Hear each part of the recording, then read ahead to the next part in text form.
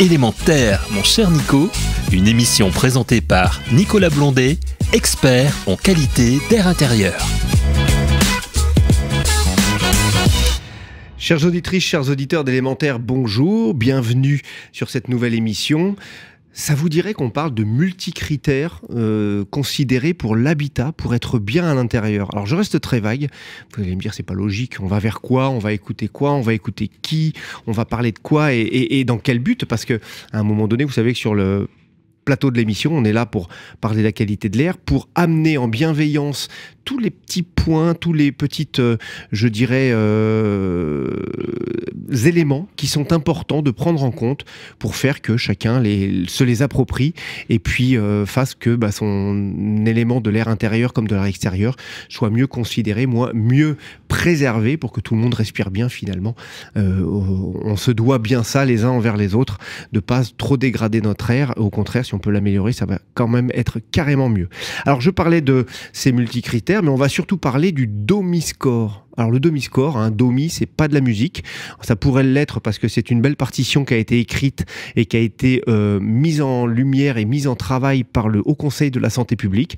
Et pour nous en parler aujourd'hui, je reçois à nouveau à l'émission, bienvenue mon cher Fabien, le docteur Schinazi. Bonjour. Comment ça va, Fabien? Ça va. Ça va. On respire mieux. Oui. Des petits soucis respirateurs il y a quelques temps, mais c'est derrière. Donc là, on est là aussi pour faire attention à tout cela, notamment. Et prenez soin de vous. On sait qu'il y a aussi les pollens en ce moment. Il faut faire attention. Alors, l'habitat au cœur des enjeux de la santé publique, Fabien.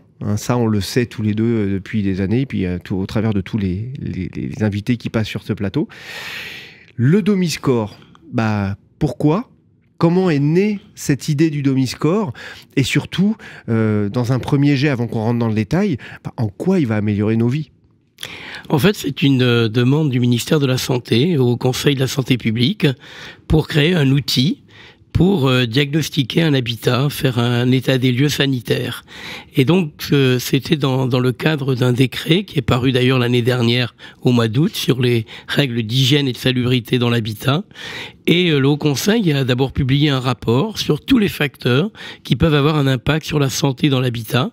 Et ensuite, s'est attelé à la tâche de construire une grille multicritères pour diagnostiquer un habitat. Alors, comment on a fait? On s'est un peu inspiré de ce que fait un médecin. Quand il veut faire un check-up de son patient, il va l'interroger d'abord, ensuite il va l'observer, l'ausculter, et il va s'aider d'examens complémentaires. Pour l'habitat, on a fait pareil, c'est-à-dire on interroge les occupants, on observe ce qui se passe dans le bâti, et ensuite, on regarde les diagnostics qui ont été faits, comme le diagnostic amiante, le diagnostic plomb ou le diagnostic de performance énergétique. Et donc, à partir de tous ces éléments, on va établir un score de l'habitat, un score sanitaire, qui va permettre de détecter des situations plus ou moins préoccupantes. Alors, pour cela, mettre en valeur de bonnes considération aussi. Bien sûr. On n'est pas là. Si c'est bon dans le logement, on va pas changer. Soit favorable, soit défavorable c'est ça. À la santé. Alors, ce rapport, effectivement, a mis en place un certain nombre de facteurs, mais il ne s'agit pas de parler du comportement de l'occupant, mais plutôt de l'état du bâti. Donc, on fait un diagnostic à la fois du bâti, mais aussi de son environnement proche. J'en parlerai un petit peu plus tard. Alors, on a regardé tous ces facteurs et on a choisi 48 variables en 16 thématiques. Alors on parle beaucoup d'environnement intérieur, donc on tient compte de l'air intérieur, on tient compte de l'éclairage, du bruit, des conditions thermiques, mais on ne fait pas de mesures. Le Domi-Score ne concerne pas des mesures, ça consiste simplement à observer. Je vais avoir du mal à parler, je suis désolé. Non, mais on va continuer, Fabien. T'inquiète pas, on va préserver cela. Voilà, on va prendre le temps. Oui. Non, par contre, ce qu'on va retrouver sur la construction de la grille Domi-Score et dans les différents thèmes, il y a des choses qui sont quand même extrêmement intéressantes et qui vont plus loin que ce qu'on peut imaginer d'habitude. C'est à savoir, on voit avoir une alimentation diversifiée à proximité, c'est-à-dire des points d'accès aux fruits et légumes, puisque notre alimentation, dis-moi que tu manges, je te dirai qui tu es finalement. Tout à fait. Dans le demi-score, il y a certes le bâti dont je parlais, avec au-delà de l'environnement intérieur tel qu'on le qualifie, les diagnostics par rapport aux installations sanitaires, la gestion des déchets, l'environnement proche également, avec la pollution atmosphérique, la pollution du sol. On prend en compte tous ces éléments-là pour observer donc ce qui peut se passer sur l'occupant. Et effectivement, tu as parlé de l'environnement proche, on tient compte aussi des espaces verts, on tient compte de l'alimentation proche aussi, de la possibilité d'avoir une alimentation variée autour de chez soi, des pistes cyclables pour faire des activités physiques. Donc on tient compte pas uniquement du bâti en lui-même, mais aussi de l'environnement qui a aussi un impact sur la santé des occupants. Une vision globale en somme, et ça c'est une bonne chose parce que on le sait dans tout domaine, quand on veut étudier quelque chose ou quand on veut bien le prendre en compte, faire un focus sur quelque chose, c'est en oublier tellement d'autres qui sont essentiels également, et ça c'est important. C'est-à-dire qu'on va élargir notre spectre de notre regard, ouvrir grand nos yeux pour se dire finalement qu'est-ce qui concourt à mon bien-être, parce qu'on parle de la santé, que le bâtiment doit être là pour nous préserver, mais on a le bien-être aussi au-dessus de tout, qui va nous dire finalement, dans ce bâtiment, avec tous ces points qui sont primordiaux, on va permettre de savoir, et aussi, de savoir ce qui nous impacte, positif comme négatif, mais surtout de se dire quelles sont les voies de progrès, d'amélioration ou de changement qui seraient nécessaires. On peut imaginer, on parlait tout à l'heure juste de l'alimentation avec le point d'accès aux fruits et légumes. Rien n'empêcherait des personnes qui habitent dans un quartier où finalement l'épicier n'est pas présent et de dire à la collectivité territoriale, puisqu'on s'adresse aussi à eux, faites quelque chose, créez les conditions favorables peut-être à ce que ce type d'établissement s'installe. L'idée, c'est justement la proximité de cette nourriture variée qu'on peut acheter, notamment des fruits et légumes, mais également l'activité physique, etc., qui en fait partie. Alors, comment fait l'observateur quand tu as parlé d'une grille multicritère? Donc, il y a 48 variables, il y a 16 thématiques, donc j'ai évoqué, mais surtout, j'ai dit on ne faisait pas de mesure, on regarde les moyens. Par exemple, pour les conditions thermiques, on regarde les moyens qui permettent de maintenir, de lutter contre le froid, de lutter contre la chaleur, donc voir les équipements qui permettent de lutter contre ces effets indésirables. On regarde également les nuisances sonores, à la fois intérieur et extérieur par l'interrogatoire. On regarde l'éclairage. Voilà. On regarde également les possibilités d'ouvrir les fenêtres. Est-ce que les fenêtres peuvent s'ouvrir facilement? Est-ce que la ventilation est fonctionnelle? Pas le type de ventilation, mais est-ce qu'elle fonctionne bien? On regarde également s'il y a de l'humidité dans le bâtiment, la présence de moisissures. Voilà. On regarde le diagnostic radon également s'il y en a eu. Alors ça, c'est un point important. Voilà. On rappelle le radon. Désolé de te couper, Fabien. Mais le radon, c'est quand même 35% du territoire national. Bien sûr. Avec un impératif, ce gaz, n'oubliez pas, il est traité dans le cadre de la RSE des entreprises, mais il n'y a pas d'obligation dans le logement pour le radon à l'heure actuelle. Mais il faut quand même savoir que le radon, c'est 4000 morts par an, avec une problématique de cancer du poumon. C'est un cancérigène avéré. Et à un moment donné, dans vos logements, posez-vous la question.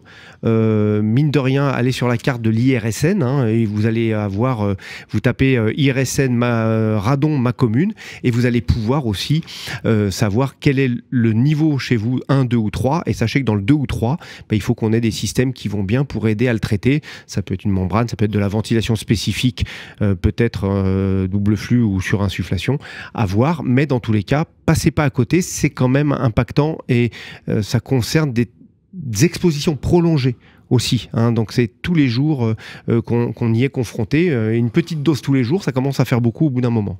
Pardon. Voilà, non, alors en fait tous ces éléments-là sont pris en compte et donc à chaque fois on va cocher la grille. Et donc la grille pour chaque variable, ça va de 0 à 3 avec une couleur. Et donc l'observateur coche, est-ce que par exemple pour l'ouverture des fenêtres, est-ce que c'est facile, pas facile? Est-ce que la ventilation est fonctionnelle? Est-ce qu'il en existe une déjà de ventilation? Est-ce que j'ai trouvé des moisissures? Quel type de surface de moisissure? Et à chaque fois, il coche la grille. Et donc à la fin du remplissage, et avec les diagnostics également, dont il va pouvoir regarder le diagnostic plomb, amiante, etc., on va avoir une cartographie, un profil de l'habitat en fonction des couleurs. Et donc, la couleur rouge va attirer l'attention pour dire attention. Voilà, pour montrer que ce facteur-là est très défavorable à la santé. Alors, les facteurs, c'est-à-dire que, Fabien, plus le score sera élevé, et plus, à un moment donné, on va tomber dans une problématique. Puisqu'il y a 4 couleurs, hein, je vais le détailler, il y a 4 couleurs, le vert, le jaune, le orange et le rouge. Le facteur de chaque couleur, c'est le vert, c'est 0, le jaune, c'est 1, le orange, c'est 2, et le 3, c'est le rouge. Et ensuite, après, on va avoir, notamment pour le calcul, c'est pas compliqué, si on est sur un exemple avec 2 thématiques qui sont vertes, on compte 2 fois 0. On en a 4 thématiques qui sont à 1, ça fait 4 points. Et comme ça, on peut aller jusqu'au bout. 7 thématiques orange, et on obtient un score. Voilà. Et ce score va nous dire, et justement, je vais le détailler, si tu me le permets, Fabien. Bien sûr. Quand on est de 0 à 7 sur le score, ça veut dire qu'on a un habitat favorable à la santé et au bien-être. On en parlait tout à l'heure, ça c'est, on va pas passer à côté. Notre bien-être personnel et ceux de ceux qui nous accompagnent également. Et puis pour ceux qui nous écoutent aussi, d'avoir un intérieur avec un bien-être, et si on a des animaux, un chat ou un chien, on est bien content de savoir pour beaucoup que c'est bien pour lui aussi, notre compagnon à 4 pattes. La couleur jaune, c'est de 8 à 15, un habitat avec certains éléments défavorables, mais là, pas d'alerte particulière, juste on regarde les points, tiens, je peux faire mieux sur celui-ci ou celui-ci. Le orange, on commence à avoir une alerte de 16 à 23, ça veut peut-être dire qu'on a des éléments défavorables qui touche le rouge, puisque c'est un mix entre du vert jusqu'au point rouge en passant par le jaune et l'orange. Et puis quand on est d'un score de 24 à 48, on est dans un habitat défavorable à la santé. L'exemple qu'on donnait juste avant, c'est un score de 27. Là on se dit, finalement on a quelque chose à faire, et on se dit pas c'est quelque chose à faire plus tard. Non, il faut agir assez rapidement dans ce cas de l'utilisation. Et justement, qui va faire ce domi-score? Ça, c'est aussi important. On a des personnes qui, eux, sont sensibles ou sensibilisées et où ont l'habitude d'agir après. Alors, par exemple, ça peut être une collectivité qui veut savoir quel est l'état de son bâti. Je rappelle que ça ne prend pas en compte le comportement des personnes, c'est l'état du bâti. Factuel. Et que le bâti peut avoir un impact sur la santé, et on a dit l'environnement proche également. Donc, les possibilités autour de cet habitat. Donc, la collectivité peut avoir une cartographie des logements, et donc savoir à quel endroit il y a des problèmes de facteurs défavorables à la santé pour ces logements. Et donc ça permet de mettre en place des actions pour aller agir de manière prioritaire sur ces types de logements. Donc c'est une manière aussi. Ça peut être aussi un signalement. Alors la collectivité peut envoyer des personnes qui vont observer les logements, mais on peut le faire soi-même. La grille est disponible sur le Haut Conseil de la Santé publique, et on peut remplir soi-même la grille et voir quels sont les points qui sont très défavorables à la santé dans son habitat. www.hautconseil-de-la-santé-publique.fr ou hcsp.fr. Voilà. Et on a la grille directement qui est disponible. Donc ce domi-score est intéressant parce que il permet d'avoir la vue la plus large sur le bâti et sur l'environnement proche, et également il permet en fait de porter ces diagnostics et de faire des priorités en matière de logement pour une collectivité, de faire des signalements de situations préoccupantes. Par exemple, au niveau de la grille, pour certains facteurs, s'il est défavorable, on demande de le signaler aux autorités compétentes, à une agence régionale de santé ou un service d'hygiène de l'habitat, si on a ce type de situation. Un facteur qui pourrait... Par exemple, le monoxyde de carbone, si on détecte une situation très défavorable pour une éventuelle intoxication oxycarbonée, on doit le signaler immédiatement. C'est écrit dans la grille. Est-ce qu'une part importante de moisissure en fait partie aussi? Oui, bien sûr. Et on considère qu'une surface importante de moisissure, c'est un élément très défavorable à la santé. Et donc, on doit mettre en place des actions pour enlever ces moisissures, réduire les problèmes d'humidité qui en sont la source.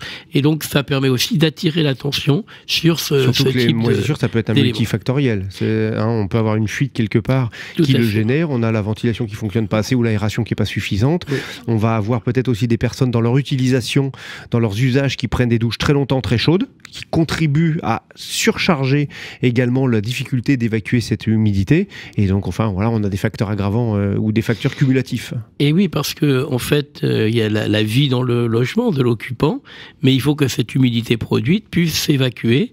Et donc, ça, c'est le bâti en lui-même qui le permet. Et c'est ça que l'on va vérifier. Il y a un autre aspect aussi dans cette grille, c'est la solidité du bâtiment. Tu sais qu'on a eu de gros soucis avec des bâtiments qui se sont effondrés. Et donc, la grille Domiscore tient compte aussi de ces aspects d'état physique, donc avec des fissures par exemple, ou d'autres éléments qui sont notés dans la grille. Alors, il faut un certain entraînement pour utiliser cette grille, parce que ça nécessite d'aller regarder les diagnostics, par exemple en matière de pollution atmosphérique, aller sur la SCOA qui va donner les cartes stratégiques air pour connaître la pollution. Pour la pollution du sol, on va sur GeoRisque qui donne l'information. Donc il y a un certain travail à faire. Et il y a une formation qui est donnée aussi sur le site du Haut Conseil pour se former à l'utilisation de la grille. Il y a un genre de mode d'emploi de cette grille, comment l'utiliser, et on a aussi des formations pour les personnes qui vont aller faire ce type de diagnostic. D'accord, donc en effet, on va se retrouver quand même avec un outil extrêmement efficace, mine de rien en bout de ligne, qui ne prend pas, alors pour les personnes qui en ont l'habitude, qui ne prend pas tant de temps que ça. Combien de temps à peu près? Alors en général, on considère qu'une petite heure, 1h30, permet quand même de remplir la grille, parce qu'il y a 48 variables à remplir. Donc si on s'est entraîné, ça va beaucoup plus vite évidemment. Au début, on prend un peu plus de temps pour la compréhension de la grille, mais après, dès qu'on a pris conscience du fonctionnement de la grille, ça peut aller assez vite pour remplir les variables et pour permettre donc d'avoir une information. Autre chose, on a tenu compte aussi d'une possible vulnérabilité des personnes qui occupent le logement. C'est pas non plus le comportement des personnes, mais on considère que le bâti peut être plus dangereux pour certaines personnes plus vulnérables. Et donc, on a défini, par exemple, s'il y avait des jeunes enfants, des personnes qui avaient des problèmes de santé et autres. Imaginons des personnes âgées qui soient chez elles. On parle de l'accompagnement et de rester plus longtemps chez soi, dans le cadre de notre vie je dirais de sexagénaire, c'est octogénaire même au-delà. Et on pourrait rapprocher ça aussi, quelqu'un qui commence à être chez lui longtemps mais qui a plus d'activité, si là quelque part, on en parle ici de la qualité de l'air, si quelque part la qualité de l'air, le renouvellement de l'air et l'air neuf n'est pas suffisant, on va avoir une personne qui ne bouge pas, dont les muscles vont plus être alimentés, le cerveau, l'oxygène, les poumons, etc. Et on va avoir quelqu'un qui va avoir un état de santé qui va se dégrader beaucoup plus vite finalement. Et on peut se poser la question, on sait que ça agit sur nos fonctions cognitives, une mauvaise qualité de l'air, mais ça agit aussi sur les fonctions psychomotrices. Et peut-être que quelqu'un dont on s'inquiète et de dire « Ah, on comprend pas, notre grand-père est tombé, il ne sait pas pourquoi. » Mais peut-être qu'à un moment donné, le logement, ou au moins ce confinement sévère, a contribué à ça. Alors le confinement, la circulation dans le logement, la dimension des pièces, et donc on donne un point de pénalité si on a par rapport à une vulnérabilité. C'est-à-dire que le bâti, par exemple, ne se prête pas à tel ou tel type d'handicap, par exemple.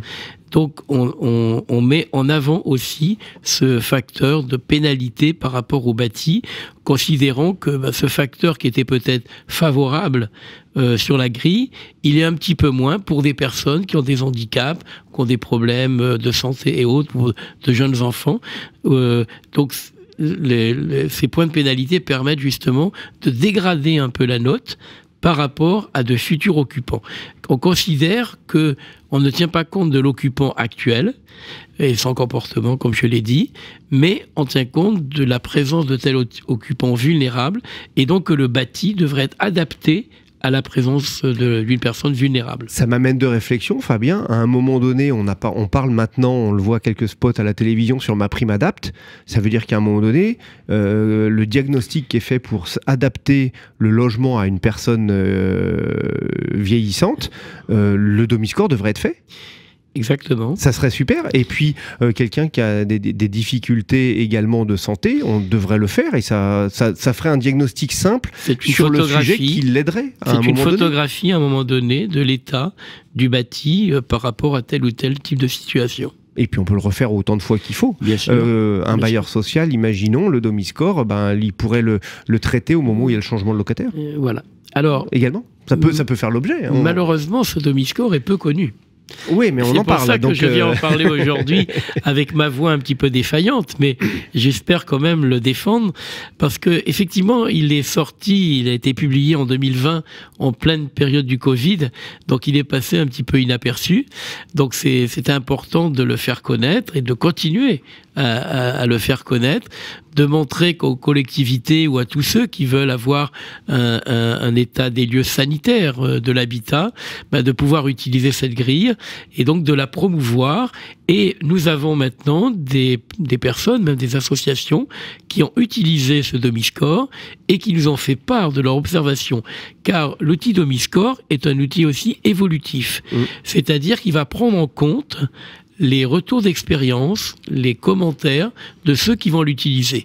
Donc nous sommes en train de faire au sein C'est-à-dire que le Domiscore, on le renseigne sur le site ? On peut tout à fait le renseigner sur le site. On peut partager en fait nos données. Exactement, et on peut faire remonter les informations qu'on a obtenues, ce qui a été le cas pour une association qui l'a utilisé et qui nous a fait remonter leurs observations et dont le but c'est que ces observations soient mises sur le site du Haut Conseil pour montrer ce qu'on a pu obtenir par l'utilisation du Domiscore, mais surtout que nous, au sein du Haut Conseil, on le fasse évoluer. C'est-à-dire que si on a des remarques sur tel ou tel sujet, l'outil n'est pas figé.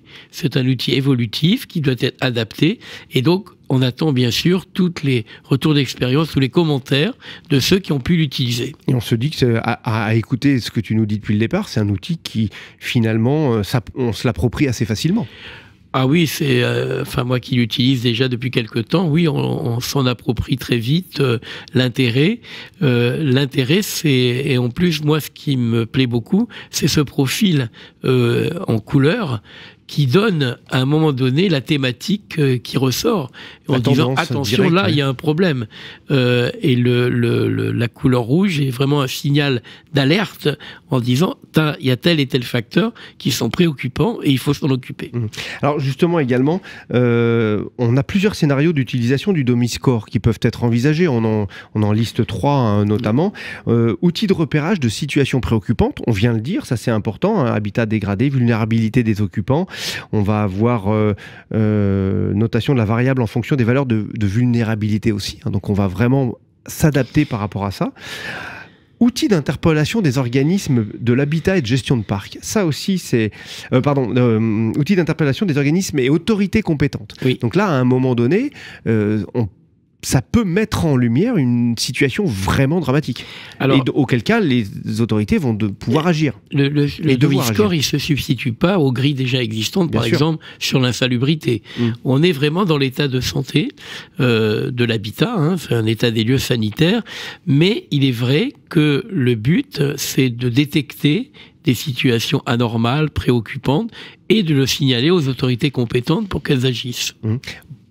Est-ce que ça pourrait être le cas, en pensée tout, est-ce que ça pourrait être le cas que notre médecin traitant nous dise tiens, monsieur, faites-le chez vous? Mais moi, je pense, je l'ai signalé pour les personnes allergiques ou pour les personnes asthmatiques et qui sont au domicile et qui voudraient savoir quel est l'état de leur logement. Alors, pas par rapport à leur comportement, ça... ils vont utiliser, on en avait parlé avec Gaëtan Brispierre, pour les produits de consommation. Là, on ne parle pas de ça. Mais déjà, est-ce que mon bâtiment, mon logement, en tant que tel, peut avoir un impact sur ma santé? Et donc, à partir de ces éléments-là, on peut tout à fait coder la grille et savoir où on en est. Ça c'est vraiment hyper intéressant. Tout éclairage pour mieux agir est toujours le bienvenu. Exactement. Ça c'est évident. Et puis du coup tout cela c'est un outil d'aide à la politique de l'habitat Finalement, oui. on va clore sur ce point-là. Promotion de la santé de l'habitat. C'est dans ce sens une promotion de la santé de l'habitat pour aider les collectivités à mieux gérer le logement. Et donc le Domiscore, qui n'est pas un outil réglementaire, qui n'est pas un outil obligatoire, c'est une aide qu'on peut apporter pour porter ce diagnostic et faire ce que j'appelle moi un état des lieux sanitaires de l'habitat. Un élément d'une aide désintéressée et bienveillante. Bien sûr. Tout simplement, ça fait du bien d'entendre ça, tout ça. Ben oui. Maintenant, chers auditrices et chers auditeurs, vous l'avez bien compris, à vous de jouer. N'hésitez pas. Vous allez sur le site du Haut Conseil de la Santé Publique, vous tapez Domiscore, vous allez tomber automatiquement dessus, ça ne sert à rien de se compliquer la vie. Exactement. Bien entendu. Moi, Fabien, je te remercie encore d'être venu me rejoindre sur le plateau de l'émission. Fais attention à ta voix, on ne va pas la solliciter plus aujourd'hui. Prenez bien soin de vous, Fabien, prends soin de toi. Merci au grand beaucoup. Plaisir de se retrouver et au grand plaisir également de vous retrouver toutes et tous sur une prochaine émission d'Élémentaire. Pensez au Domiscore, prenez soin de vous, à bientôt. Élémentaire, mon cher Nico, une émission à réécouter et télécharger gratuitement sur radio-imo.fr, l'application mobile Radio Imo et sur tous les agrégateurs de podcasts.